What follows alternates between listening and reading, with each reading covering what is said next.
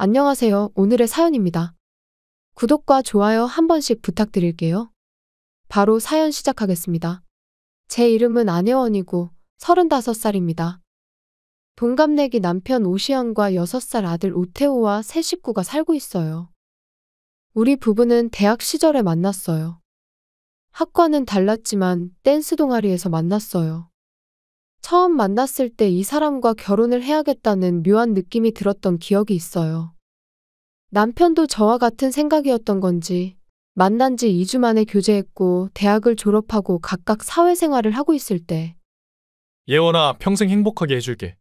만약 내가 슬프게 하면 내 모든 걸 다 주고 헤어질게. 이렇게 저는 프러포즈를 받고 결혼을 했어요. 남편은 이 프러포즈가 멋지다고 생각한 것 같아요. 하지만 이 프러포즈를 한 지 몇 년 후 남편은 이 약속을 지키게 돼요. 남편은 출장이 잦았어요. 한 달에 3분의 1은 집을 비울 정도니까요. 저도 아들이 3살 때 직장에 복귀했어요. 바쁜 우리 부부는 시부모님께 많은 도움을 받았어요. 어머님, 항상 태호 돌봐주셔서 고맙습니다. 태호가 있으면 집이 더 활기차고 즐거워. 며느리도 남편이 출장 많아서 힘들 텐데 우리 도움이 필요하면 언제든지 말해. 이렇게 저와 시부모님과의 관계는 원만해요. 흔히 듣는 고부 갈등은 전혀 없고 다른 결혼한 친구들은 항상 저를 부러워했어요. 이렇게 바쁘지만 평온한 생활이 이대로 계속 이어질 줄 알았어요. 하지만 조금씩 이 생활이 바뀌기 시작했어요. 가장 먼저 달라진 건 남편의 출장이 조금씩 늘어났다는 거예요. 한 달에 절반 이상이 출장을 가게 된 거죠. 아무리 그래도 그건 너무 많은 것 아닌가? 저는 남편에게 몇 번이고 되물었어요. 여보, 출장 가는 날이 좀 많지 않아? 회사에 무슨 일 있어? 그게 여기저기 지사에서 문제가 생겼어. 내가 그 문제들 해결하러 돌아다니고 있어. 라고 대답하는데 뭔가 거짓말한다는 생각이 들었어요. 정말? 왜 당신이 그렇게까지 해야 하는 거야? 꼭 가지 않고도 해결할 방법 있지 않아? 아니야. 이런 건 직접 가서 해결해야 하는 거야. 원격으로 할 수 있는 일이 아니야. 라며 얼버무리는 거예요. 뭐, 이렇게 바쁜 것도 잠깐뿐일 거라고 생각했어요. 문제가 계속 생기는 건 아니니까요. 그렇게 생각하며 잠시 이 상황을 지켜보기로 했어요. 그로부터 2개월이 지났어요. 여전히 남편의 출장은 늘어만 갔어요. 어떻게 해야 하나 싶었는데 또 다른 변화가 나타났어요. 우리 가족의 생활비는 부부가 반반씩 부담하기로 되어 있고 매월 초에 정해진 금액을 정해진 계좌로 입금하기로 되어 있어요. 그런데 지난달부터 남편의 입금액이 줄어들었어요. 지난달에는 30만 원 정도 적었고 이번 달에는 50만 원이나 적었어요.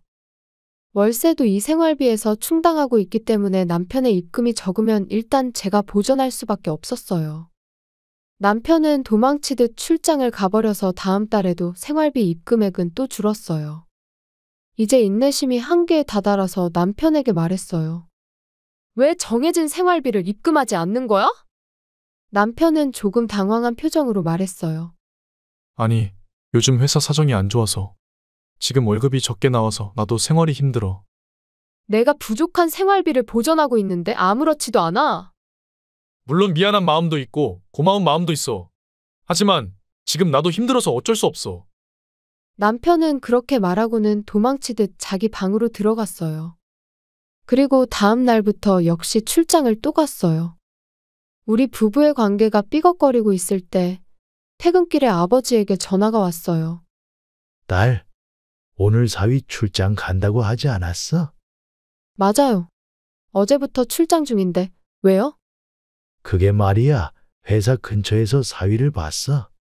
큰 캐리어를 들고 있어서 눈에 띄었거든.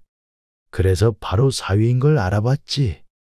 실제로 남편은 어제 큰 캐리어를 들고 출장을 떠났어요.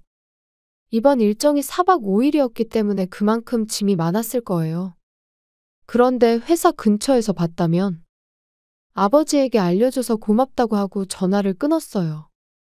저는 그대로 폰으로 남편에게 메시지를 보냈어요. 여보, 지금 어딨어? 그랬더니 바로 답장이 왔어요. 왜? 출장 중이지. 그렇구나.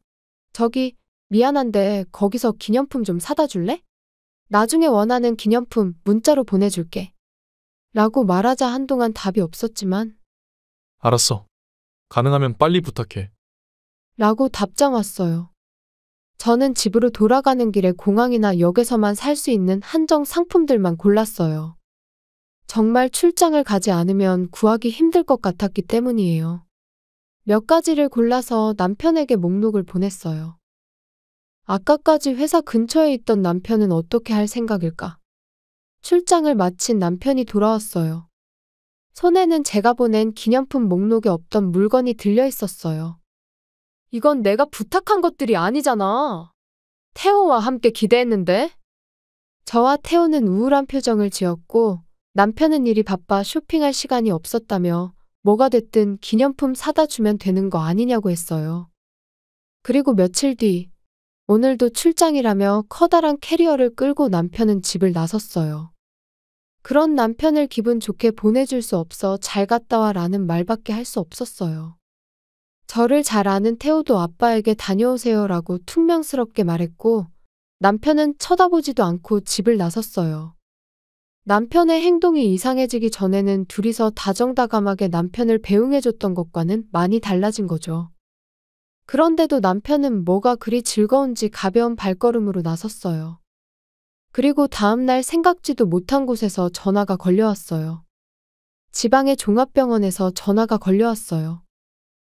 전화를 건 병원 측은 상당히 다급한 목소리로 남편이 교통사고를 당했고 사경을 헤매는 상태로 후송되었다는 것, 치료는 끝났지만 아직 중환자실에 있다는 것, 어쩌면 이대로 깨어나지 못할지도 모른다는 것을 알려주었어요.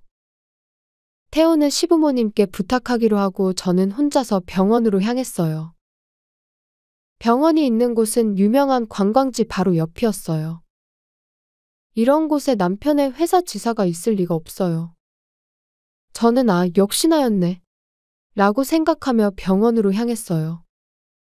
병원에 도착하자마자 남편이 있는 중환자실로 갔어요. 남편은 붕대로 칭칭 감겨 있었지만 살아있는 것 같았어요. 의사는 남편에게 충격적인 사실을 알려주었어요. 사고의 원인은 남편이 빨간불을 무시하고 교차로를 침범한 게 원인이라고 했어요. 사고가 난 상대 차량과 정면으로 부딪혀 동승자들이 모두 부상을 입었다고 했고요.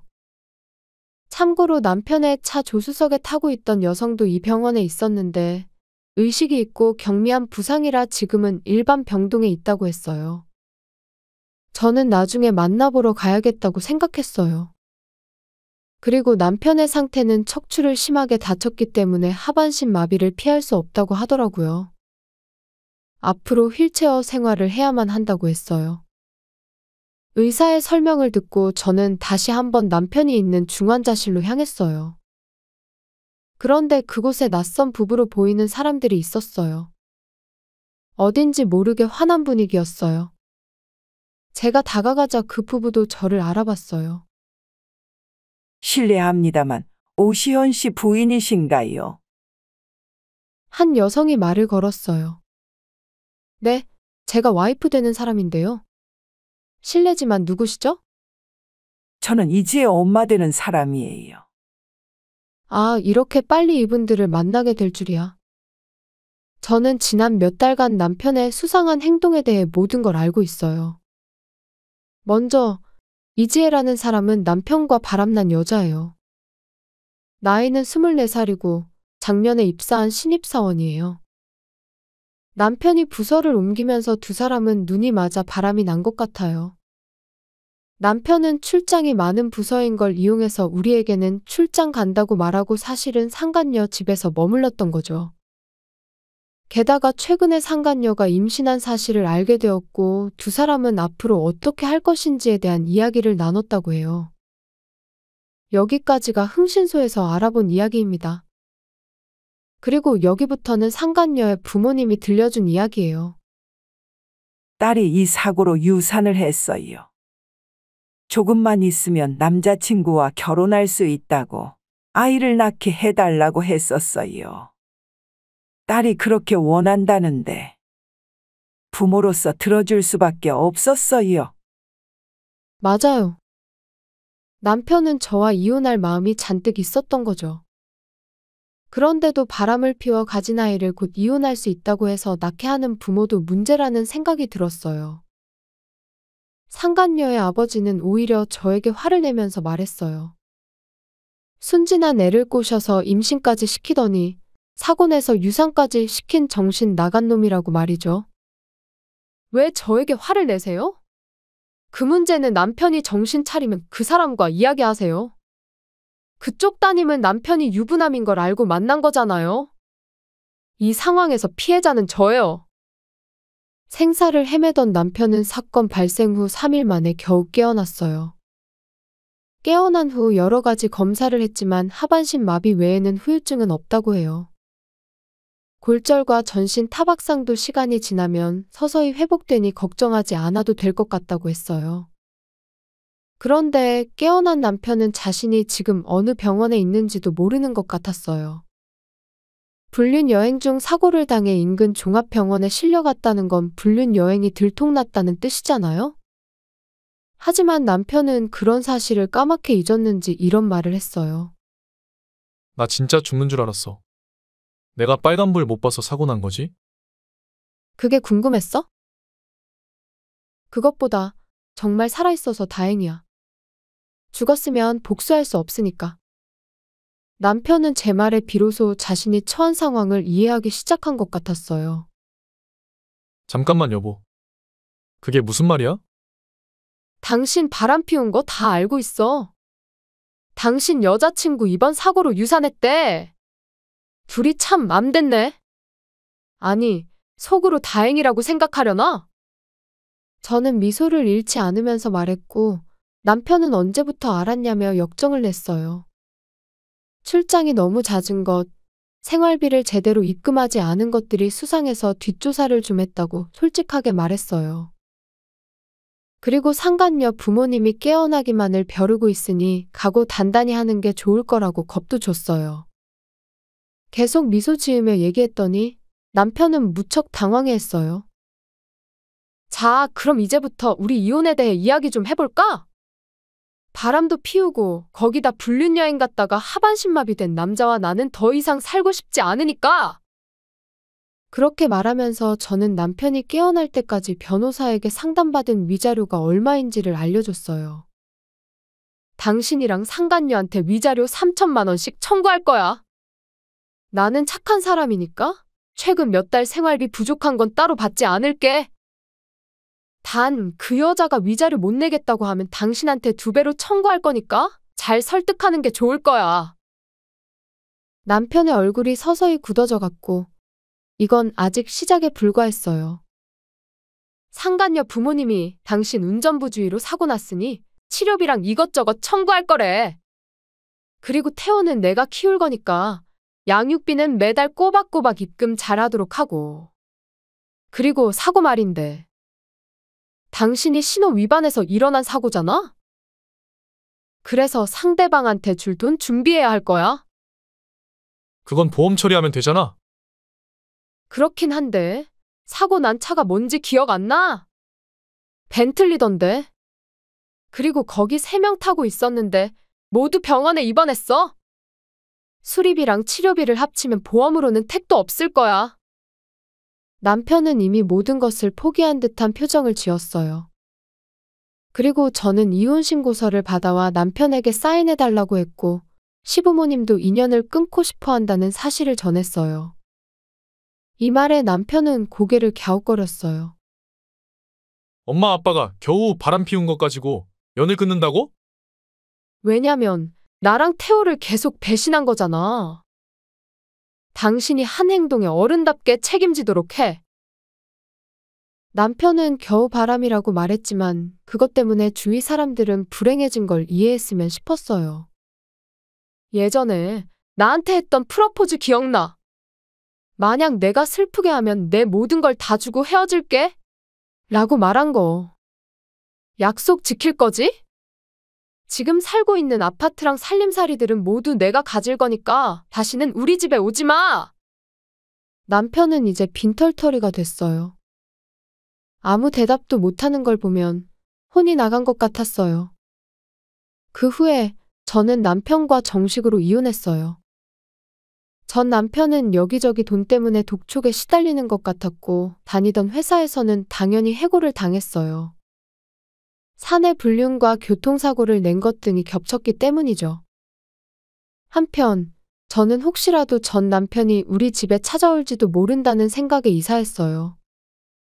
시부모님께도 친정 부모님께도 전 남편에게는 행방을 알리지 말아달라고 입막음을 해놨어요. 태호는 유치원도 옮겼는데 아빠는 전혀 찾지 않고 새로운 곳에서 친구들도 사귀며 재밌게 다니고 있어요. 저는 앞으로 태호의 행복을 위해 열심히 살겠습니다. 시청해주셔서 감사합니다. 그럼 다음 영상에서 다시 뵙겠습니다.